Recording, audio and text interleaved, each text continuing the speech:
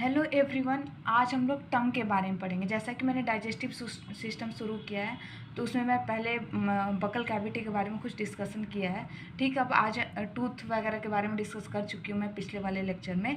तो आज मैं टंग के बारे में डिस्कस करूँगी, सैलिवरी ग्लैंड्स के बारे में डिस्कस करूँगी, तो इसके एनाटमी के बारे में डिस्कस करूँगी। आगे के लेक्चर में इसके फिजियोलॉजी के बारे में बताऊँगी। ठीक है, तो बिना लेट किए हुए हम लोग स्टार्ट करते हैं लेक्चर को। तो आज हम लोग पढ़ेंगे टंग, ठीक है, यानी जीभ के बारे में। तो टंग जो होता है जिसको और किस नाम से जाना जाता है, लिंगुआ या फिर ग्लोसा। ठीक है, कहीं भी ग्लोसासाइटिस आता है या फिर ग्लोसा से रिलेटेड कोई भी टर्म आता है तो समझिएगा कि वो कहीं ना कहीं हमारे टंग, हमारे जीभ से रिलेटेड है।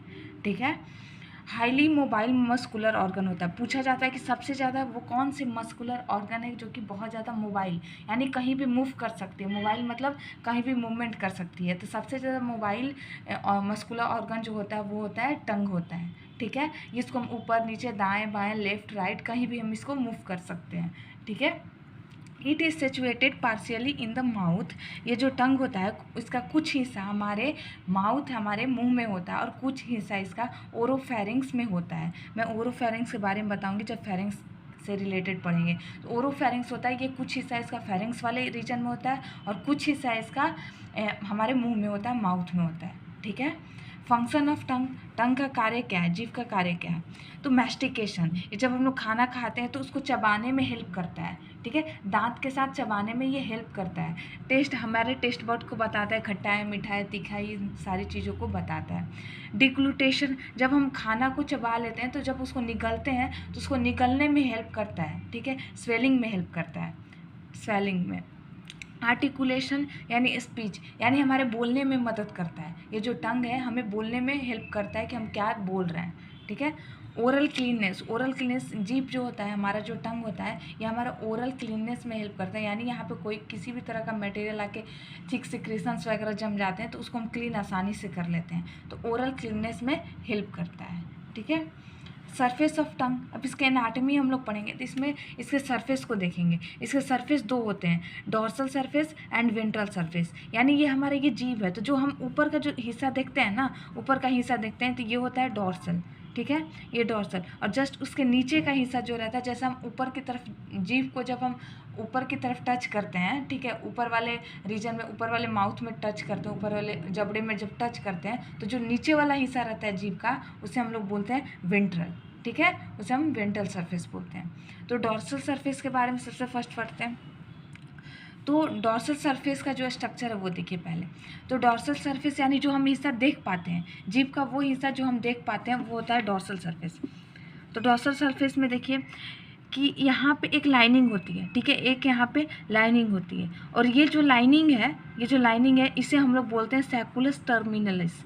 ठीक है, सैकुलस टर्मिनलिस। ठीक है, तो ये जो लाइनिंग है, ये लाइनिंग जो होता है जीभ को दो भागों में डिवाइड कर देता है, इंटीरियर एंड पोस्टेरियर। ठीक है, तो ये वाला जो रीजन होता है वो होता है इंटीरियर और ये वाला जो ये रीजन जो होता है इंटीरियर। ठीक है, और ये वाला जो रीजन होता है वो होता है पोस्टेरियर। ठीक है, पोस्टेरियर। तो ये दो भागों में डिवाइड करते हैं, इंटीरियर और पोस्टेरियर। लेकिन आप देख रहे हैं कि ये वाला हिस्सा काफ़ी बड़ा है और ये वाला हिस्सा छोटा है।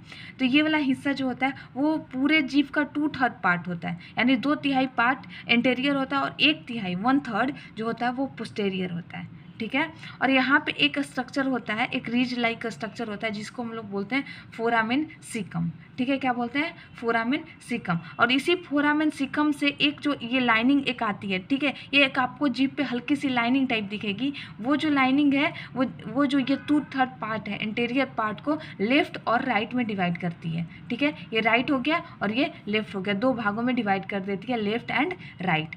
ठीक है, और इसका ये जो आगे वाला हिस्सा है, अब इंटीरियर मतलब ये जो आगे वाला हिस्सा है, ये इसको हम लोग बोलते हैं एपेक्स। क्या बोलते हैं? एपेक्स बोलते हैं। ठीक है, अब इसमें आती है कि ये वाला जो हिस्सा है, हमने अभी बताया कि जो टंग का दो हिस्सा होता है, कि एक हमारे माउथ में होता है और दूसरा फेरिंग्स में होता है। तो ये वाला जो हिस्सा है ना, ये इतना, ठीक है, ये वाला हिस्सा जो एंटेरियर है, एंटेरियर जो पोर्शन है वो ओरल में यानी हमारे माउथ वाले रीजन में आता है। ठीक है, लेकिन जो वहीं पोस्टेरियर है, पीछे वाला जो ये हिस्सा है 1/3, ये फेरिंग्स में आता है, ओरोफेरिंग्स में रहता है। तो फेरेंजियल पार्ट ऑफ टंग, ठीक है, ये रहता है ओरोफेरिंग्स में, ओरोफेरिंग्स में। ठीक है, अब इसमें पैपिला होते हैं, तो ये पैपिला देखिए, तो यहाँ पे जो ये बड़े बड़े पैपिला होते हैं इससे हम लोग बोलते हैं फोलिएट, ठीक है, फोलिएट पैपिला। पैपिला मैं आगे पढ़ाऊंगी, 4 तरह के होते हैं, फोलिएट, फ्यूजिफॉर्म, फिलीफॉर्म और वेलवेट, ठीक है। और यहाँ पे ये होता है फंगीफॉर्म, ठीक है, फंगीफॉर्म पैपिला, ये जो साइड में लेटरल मार्जिन पे, ठीक है। और यहाँ पे ये जो आपको दिख रहा है ये लाइनिंग, ठीक है, ये मेडियल मार्जिन है, ये क्या है, मेडियल मार्जिन है, यानी मिड में एक मार्जिन है, वहाँ पे उसके पास जो दिखता है वो होता है फिलीफॉर्म पैपिला, ठीक है। और उसके बाद यहाँ पे ये तो हो गया वॉल्वेट, ठीक है, ये वाला होता है वॉल्वेट पैपिला, ये जो बड़े बड़े स्ट्रक्चर दिख रहे हैं ये होते हैं वॉल्वेट पैपिला। और यहाँ पे इस रीजन में छोटे छोटे पैपिला होते हैं, साइड में छोटे छोटे पैपिला होते हैं जिसे हम लोग बोलते हैं फोलिएट पैपिला। यहाँ मेरे से गलती हो गई थी, इस वाले ये सारे स्ट्रक्चर जो दिख रहे हैं ये सारे स्ट्रक्चर ये वॉल्वेट पैपिला होते हैं, ठीक है। और यहाँ साइड में दोनों साइड किनारे में यहाँ पे कुछ पैपिला होते हैं जिसे हम लोग बोलते हैं फोलिएट पैपिला, ठीक है। स्ट्रक्चर समझ में आई होगी। अब इसके बारे में देखते हैं। तो डॉर्सल सरफेस ऑफ टंग, जो डॉर्सल सरफेस होता है टंग का, वो कवर्ड किससे होता है, म्यूकस मेम्ब्रेन से। वो किससे कवर्ड होता है, म्यूकस मेम्ब्रेन से। यहाँ जो वी शेप स्ट्रक्चर दिख रहा है, जो वी शेप्ड ये जो स्ट्रक्चर दिख रहा है जिसको हम लोग बोल रहे थे सैकुलस टर्मिनलिस, ठीक है, ये डिवाइडेड इनटू एंटेरियर 2/3, ये मतलब डिवाइड कर दे रहा है, ये एंटेरियर और पोस्टेरियर में, एंटेरियर में डिवाइड कर रहा है जो कि 2/3 है, जिसे हम लोग पैलेटाइन पार्ट भी बोलते हैं, क्योंकि इसके जस्ट ऊपर मैक्सिला जो होता है, अब ऊपर वाले जबड़े को पैलेटाइन बोलते हैं, ठीक है, तो इसको पैलेटाइन पार्ट भी बोलते हैं, ठीक है। और पोस्टेरियर जो होता है 1/3 होता है, ये पोस्टेरियर जो है 1/3 है, जिसको हम लोग फेरेंजियल पार्ट भी बोलते हैं, क्योंकि ये फेरिंग्स में पाया जाता है, तो इसे हम लोग फेरेंजियल पार्ट भी बोलते हैं, ठीक है। अब नेक्स्ट देखते हैं इस शैलो मीडियन, ठीक है, जो मैंने बताई थी कि एक बीच में इस तरह से हमारा जो टंग हो गया, तो एक बीच में इस तरह से था, लाइनिंग था एक बीच में इस तरह से, तो ये मीडियन होता है, ठीक है। क्या होता है, ये मीडियन होता है, ये मीडियन होता है। तो यही जो मीडियन है वो क्या करता है, यहाँ पे जो फोरामिन था इस तरह से जो स्ट्रक्चर था, तो यहाँ पे एक स्ट्रक्चर था फोरामिन, ठीक है, जिसे हम लोग फोरामिन बोल रहे थे। तो ये फोरामिन स्ट्रक्चर से यहाँ पे एक लाइनिंग आती है एपेक्स तक, ठीक है। और क्या बोल रहा है, extended from tip of foramen से ये चल के एपेक्स तक आता है, जो कि एंटेरियर पार्ट को, ये जो हमारा एंटेरियर पार्ट है 2/3, उसको लेफ्ट और राइट में डिवाइड कर देता है, लेफ्ट हाफ और राइट हाफ में डिवाइड कर देता है, ये जो मीडियल मार्जिन है, ठीक है। Anterior 2/3 part is covered by papilla, जो एंटेरियर पार्ट है वो पैपिला से कवर्ड रहता है, यानी टेस्ट बर्ड, पैपिला क्या होती है, टेस्ट बर्ड, ठीक है, टेस्ट बर्ड, ये टेस्ट बर्ड से कवर रहता है। एक तो हम लोग समझ गए थे कि म्यूकस मेम्ब्रेन से कवर रहता है, म्यूकस मेम्ब्रेन के बाद उसके ऊपर छोटे छोटे माइक्रोस्कोपिक स्ट्रक्चर होते हैं, दाने दाने लाइक, ठीक है, ऐसे ऐसे ऐसे दाने दाने स्ट्रक्चर होते हैं, तो वो माइक्रोस्कोपिक स्ट्रक्चर क्या कहलाता है, पैपिला। इसके ऊपर बहुत सारे पैपिला होते हैं, ठीक है, जो कि अभी हमने देखा स्ट्रक्चर में, फंगीफॉर्म, फिलीफॉर्म, फोलिएट, वॉल्वेट, 4 तरह की पैपिला थी, ठीक है। Mucous membrane of posterior 1/3 of tongue so collection of lymphoid tissue, ठीक है, जिसको हम लिंगुअल टॉन्सिल्स बोलते हैं, ठीक है। कभी कभी हम बोलते हैं ना कि टॉन्सिल्स बढ़ गया है, सर्दी जुकाम जब होती है तो गले में दर्द होने लगता है, हम बोलते हैं टॉन्सिल बढ़ गया है, ठीक है। तो उस दौरान क्या होता है कि हमारे लिम्फोइड टिश्यू होता है, जो यहाँ 1/3 रीजन था, यहाँ जो ये 1/3 रीजन है, यहाँ जो ये आप स्ट्रक्चर दिख रहे हैं छोटे छोटे, ये लिम्फोइड टिश्यू है, ठीक है, लिम्फोइड टिश्यू है, ये सारे लिम्फोइड टिश्यू हैं, टॉन्सिल लिम्फोइड टिश्यू, ठीक है। तो यही जो लिम्फोइड होते हैं, लिंगुअल टॉन्सिल होते हैं, ये क्या होता है कि जब भी किसी तरह का हमारे ओरल कैविटी में इन्फेक्शन होता है तो इनकी साइज इंक्रीज कर जाती है। जब इनकी साइज इंक्रीज कर जाती है तो हमको किसी भी चीज़ को जब निगलते हैं तो वो हमें दर्द करता है, ठीक है, क्योंकि वो साइज इंक्रीज कर गई है तो टच करेगा हमारे फेरिंग्स वगैरह को, तो ये दर्द करता है, थोड़ा पेनफुल होता है, ठीक है। जिसे हम लोग बोलते हैं लिंगुअल टॉन्सिल्स, ठीक है। अब आता है वेंट्रल सरफेस। वेंट्रल सरफेस देखिए कि जीभ के नीचे वाले हिस्से को हम वेंट्रल सरफेस बोलते हैं। तो इसका स्ट्रक्चर क्या है कि ये तो टिप हम जब ऊपर की तरफ टच करेंगे, ऊपर की तरफ ये जबड़े में हम टच करेंगे तो वो तो हमारा टिप होगा, ठीक है, टर्न्ड अप, मतलब जो हम ऊपर की तरफ जीभ टच किए हैं तो उसका जो ऊपरी हिस्सा है वो होता है टिप, ठीक है। अब हम पीछे की तरफ करेंगे तो आप लोग करके देखेंगे कि यहाँ पे जुड़ा होता है, यहाँ पे जो सरफेस है उससे जुड़ा होता है, ठीक है। तो जिस स्ट्रक्चर से हमारा जीभ जो होगा वो जबड़ों से जुड़ा होगा, यानी नीचे वाले जबड़े से जुड़ा रहता है, ठीक है, जिसे हम लोग नीचे वाले जबड़े को हम लोग क्या बोलते हैं, फ्लोर ऑफ माउथ, और ऊपर वाले को रूफ ऑफ माउथ, ठीक है। ऊपर वाले स्ट्रक्चर को हम बोलते हैं रूफ ऑफ माउथ और नीचे वाले जबड़े को फ्लोर ऑफ माउथ, ठीक है। तो फ्लोर ऑफ माउथ में क्या होगा, ये स्ट्रक्चर जुड़ा रहेगा ताकि ये जीभ गिरे नहीं, ठीक है, जीभ पीछे की तरफ गिरे नहीं, जीभ का स्ट्रक्चर मेंटेन रहे, तो उससे हम लोग बोलते हैं फ्रेनुलम लिंगुअल, ठीक है, फ्रेनुलम लिंगुअल। और उसी फ्रेनुलम लिंगुअल से ये जो स्ट्रक्चर दिख रहा है, ये वाला जो स्ट्रक्चर, ये जो स्ट्रक्चर दिख रहा है, ये वेन होता है, डीप लिंगुअल वेन। आपको जब देखेंगे तो ब्लू कलर की दिखलाई देगी, ऐसी लाइनिंग ब्लू कलर की दिखलाई देगी, तो वो होता है वेन, ठीक है, लिंगुअल वेन होता है। लिंगुअल वेन के बगल में आपको इस तरह से कुछ ऐसे ऐसे रुखरे रुखरे सा स्ट्रक्चर दिखाई देंगे, जिसको हम लोग बोलते हैं फिम्ब्रिएटेड फोल्ड, ठीक है, फिम्ब्रिएटेड फोल्ड। ये होती है वर्टेब्रल सरफेस का स्ट्रक्चर, ठीक है। अब इसके बारे में पढ़ते हैं। The surface covered by smooth mucus, वो जो सरफेस था वो म्यूकस मेम्ब्रेन से कवर था, ये भी स्मूथ म्यूकस मेम्ब्रेन से कवर्ड है। डिवाइड पैपिला, इसमें पैपिला प्रेजेंट नहीं होते, वेंट्रल सरफेस में पैपिला प्रेजेंट नहीं होते, क्योंकि हम नीचे की तरफ किसी भी चीज़ को रखेंगे तो हमें टेस्ट नहीं पता चलता है जब तक कि हम ऊपर वाले सरफेस पे ना रखें, ठीक है।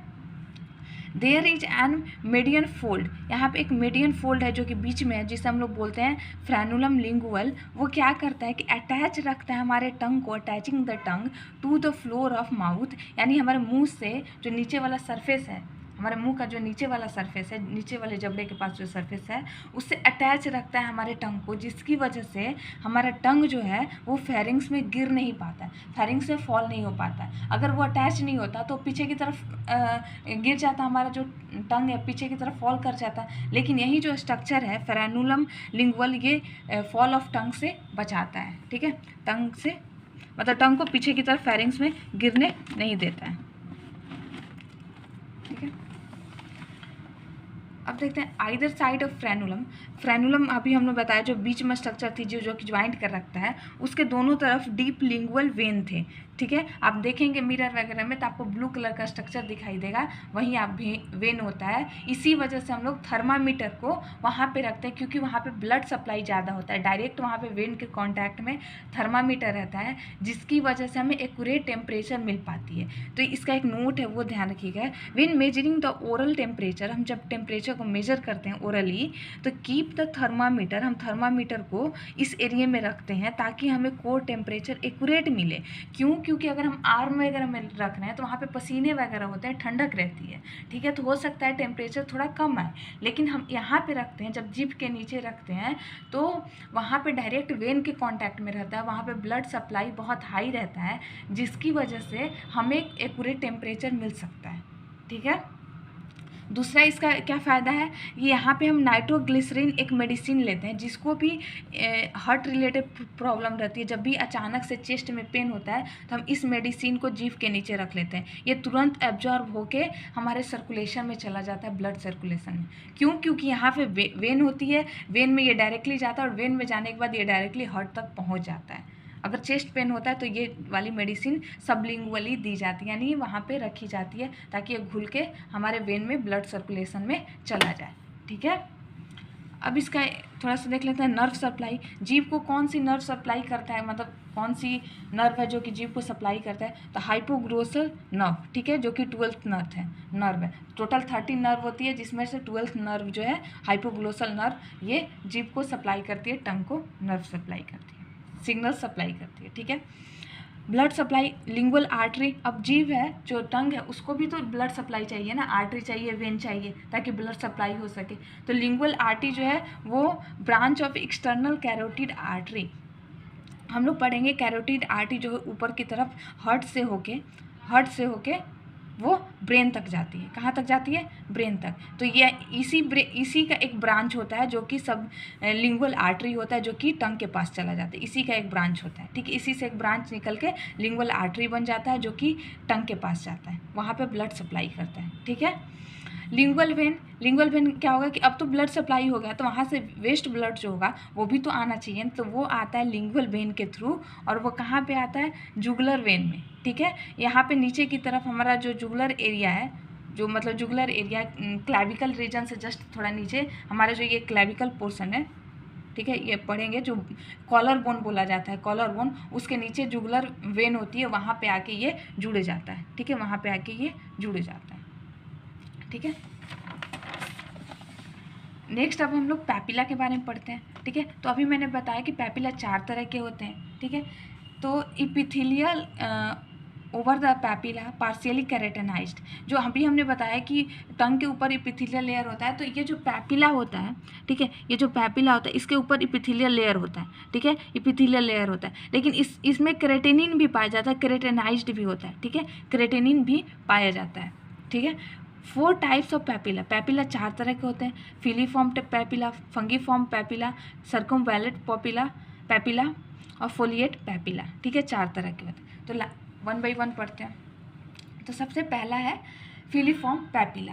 Filiform papilla most numerous papilla, ये सबसे ज़्यादा इसका नंबर होता है, जितने भी ये पैपिला है ना 4 तरह के, उनमें सबसे ज़्यादा जो संख्या होता है वो फिलीफॉर्म पैपिला का होता है, सबसे ज़्यादा नंबर होता है। ये स्मॉलेस्ट होता है, कोनिकल होता है, इस तरह से इसकी स्ट्रक्चर होती है, कोनिकल होती है, ठीक है, और स्मॉल स्ट्रक्चर होती है, बहुत छोटी छोटी होती है।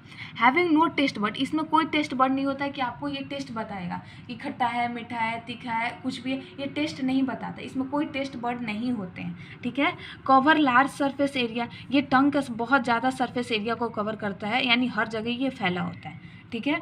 और ये फ्रिक्शन प्रोवाइड करता है, जब भी हम खाना खाते हैं तो उसको चबाते हैं तो कहीं ना कहीं वो फ्रिक्शन लगता है, हमारे जो जीभ है, हमारा जो टंग है वो फ्रिक्शन देता है ताकि आसानी से हम चबा सकें उसको। अगर फ्रिक्शन नहीं होता तो हम डायरेक्टली निगल जाते, अगर वहाँ फ्रिक्शन नहीं होता तो जो भी हम खा रहे हैं वहाँ रुकता नहीं तो हम चबा नहीं पाते, और चबा नहीं पाते तो डायरेक्टली हम अंदर निगल जाते, ठीक है। तो ये जो फिलीफॉर्म पैपिला वो फ्रिक्शन प्रोवाइड करता है ताकि अब वहाँ पे भोजन रहे, हम ताकि आसानी से चबा सकें, ठीक है।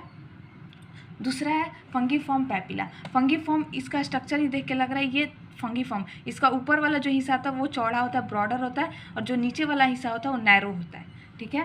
Present eight apex and lateral margin, ये कहाँ प्रजेंट होता है, ये जो हमारा जीव हो गया, ठीक है, ये हमारा जीव हो गया, तो इस वाले रीजन में प्रेजेंट रहेगा एपेक्स पे, या फिर थोड़ा बहुत साइड में लैटरल मार्जिन यानी साइड में प्रेजेंट रहेगा, ठीक है, या तो एपेक्स में या तो लैटरल मार्जिन के पास प्रेजेंट रहेगा।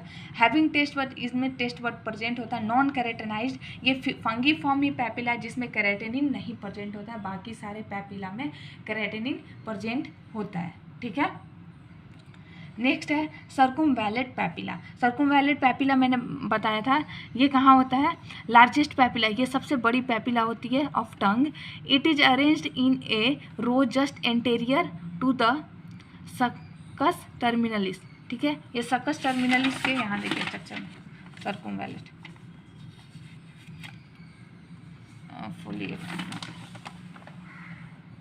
सर्कुमवैलेट अभी मैंने बताया था। सर्कुमवैलेट कहाँ होता है, ये जो स्ट्रक्चर दिख रहा है ना, ये जो स्ट्रक्चर, ये जस्ट ये सकस टर्मिनलिस है, ये सर्कस टर्मिनलिस है, ये लाइनिंग सकस टर्मिनलिस है, उसके जस्ट इंटीरियर साइड में, यानी ये वाला जो स्ट्रक्चर दिख रहा है ये होता है सर्कुमवैलेट, ठीक है, वैलेट पैपिला, सर्कुमवैलेट पैपिला होते हैं, ठीक है।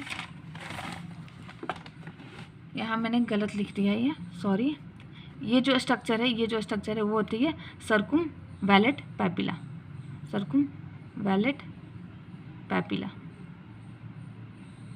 ठीक है, ये होती है सर्कुमवैलेट पैपिला। और यही होता है सकस टर्मिनलिस, जो ये लाइनिंग है वो होती है सकस टर्मिनलिस, ठीक है, तो इसके जस्ट नीचे होता है, ठीक है, अरेंज इन रो, एक रो में ये अरेंज है, ठीक है, एक रो में अरेंज होता है। वहीं फोलिएट पैपिला जो है, यहाँ पे हम लोग देखेंगे फोलिएट पैपिला, ये जो फोलिएट पैपिला होता है रूडिमेंट्री एक तरीके से ये वेस्टिजियल टाइप होता है, located in posterior part of lateral margin of tongue, यहाँ पे ये साइड में यहाँ पे ये अरेंज होता है, यहाँ पे ये साइड में यहाँ पे फोलिएट पैपिला अरेंज होता है, ठीक है, ये सब जो होगा वो फोलिएट पैपिला होगा, फोलिएट पैपिला, ठीक है। तो अब हम लोग आगे पढ़ेंगे सलाइवरी ग्लैंड्स के बारे में। तो आई थिंक लेक्चर बहुत लंबा हो जाएगा, नहीं, सलाइवरी ग्लैंड को हम लोग कवर कर सकते हैं, ठीक है, तो आज कवर कर लेते हैं। तो सलाइवरी ग्लैंड्स के बारे में पढ़ेंगे, ठीक है। तो सलाइवरी ग्लैंड्स जो होती है वो सलाइवा को रिलीज करती है, ठीक है, हम लोग सलाइवा का भी पढ़ेंगे कि सलाइवा में क्या क्या चीज़ें होती हैं आगे के लेक्चर में। तो सलाइवरी ग्लैंड से क्या रिलीज होता है, सलाइवा, जो कि हमारे भोजन को मिक्स करने में हेल्प करता है, ठीक है। तो इसको क्लासीफाई किया गया 2 पार्ट में, minor salivary gland and major salivary glands. Major मतलब बड़े वाले सलाइवरी ग्लैंड्स और छोटे छोटे सलाइवरी ग्लैंड्स, ठीक है। तो 3 मेजर ग्लैंड्स होते हैं, पैरोटिड ग्लैंड, सब मैंडिबुलर एंड सब लिंगुअल, ठीक है, 3 होते हैं। इन तीनों के बारे में हम लोग पढ़ेंगे। तो सबसे फर्स्ट होता है पैरोटिड ग्लैंड। पैरोटिड ग्लैंड्स कहाँ होती है? हमारे ये जो गाल है चिक के जस्ट नीचे होती है, ठीक है, चिक वाले एरिया में होती है। तो ये पेयर्ड ग्लैंड है, यानी इसका दोनों साइड, चिक के दोनों साइड हिस्सों में ये ग्लैंड पाई जाती है, ठीक है। Largest among all the salivary gland, ये सबसे बड़ी सलाइवरी ग्लैंड होती है पैरोटिड ग्लैंड, ठीक है, ये ध्यान रखिएगा, सबसे बड़ी होती है। ये कहाँ लोकेटेड होती है? हमारे चिक्स में लोकेटेड होती है। इसके जो डक्ट का नाम है वो ध्यान रखिए, स्टेंसन डक्ट या फिर पैरोटिड डक्ट बोलते हैं। इस डक्ट का नाम याद रखिएगा, ये क्वेश्चन पूछे जाते हैं, स्टेंसन डक्ट्स या फिर पैरोटिड डक्ट।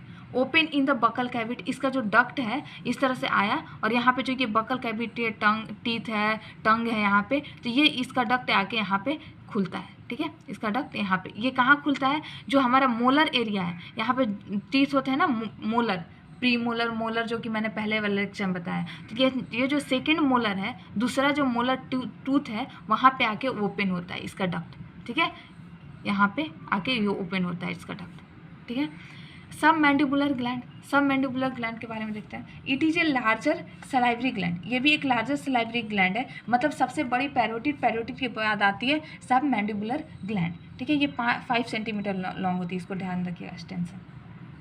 इसका शेप जो होता है जे शेप होता है, इसका स्ट्रक्चर जो होता है सब मैंडिबुलर का वो जे शेप होता है, और ये कहाँ? मैंडिबुलर वाले रीजन में सिचुएटेड होता है, यानी ऊपर वाले जबड़े को हम मैग्जिला बोलते हैं, मैग्जिला, ठीक है, और नीचे वाले जबड़े को हम लोग मैंडिबल बोलते हैं। तो इसी मैंडिबल वाले रीजन में ये रहता है, ठीक है, सिचुएटेड होता है। इसके डक्ट को हम क्या बोलते हैं? वाटसन डक्ट बोलते हैं, जो कि 5 सेंटीमीटर लॉन्ग होता है। ये open in the floor of mouth, ये जो हमारा माउथ हो गया, तो ऊपरी वाले हिस्से को हम रूफ बोलते हैं, ठीक है, और नीचे वाले हिस्से को हम क्या बोलते हैं? फ्लोर। तो ये फ्लोर वाले रीजन में आके इसका डक्ट जो है खुलता है, ठीक है, इसका डक्ट फ्लोर वाले रीजन में आके खुलता है, ठीक है, और इस डक्ट का क्या नाम है? वाटसन डक्ट, ठीक है।